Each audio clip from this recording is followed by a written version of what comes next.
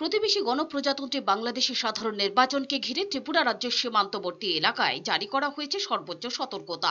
আগামী 30 ডিসেম্বর বাংলাদেশের সাধারণ নির্বাচনকে ঘিরে সে দেশে চলছে সন্ত্রাসীদের ধরপাকড়। পুলিশের তাড়া খেয়ে ভারতে প্রবেশ করতে পারে সন্ত্রাসীরা।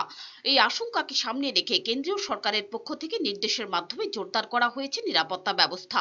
শনিবার রাজ্য পুলিশের উচ্চপদস্থ আধিকারিক খতিয়ে দেখেছেন সামগ্রিক পরিস্থিতি।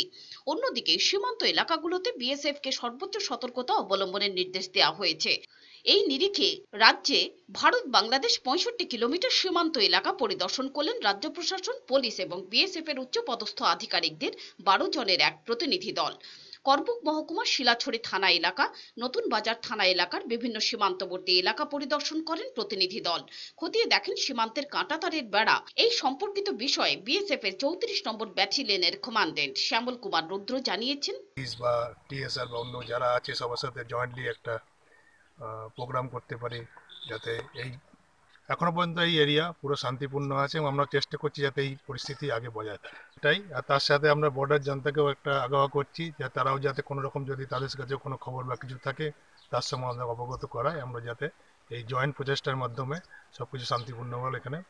পাশাপাশি স্থানীয় মহকুমা প্রশাসন এবং পুলিশ প্রশাসন থেকে স্থানীয় মানুষদের সচেতন করা হয়েছে। কোথাও কাঁটাতারের বেড়া কাটা হলে এবং সন্দেহভাজন কোনো ব্যক্তিদের ঘোরাফেরা নজরে এলে যেন থানা বিওপি গুলোতে জানানো হয়।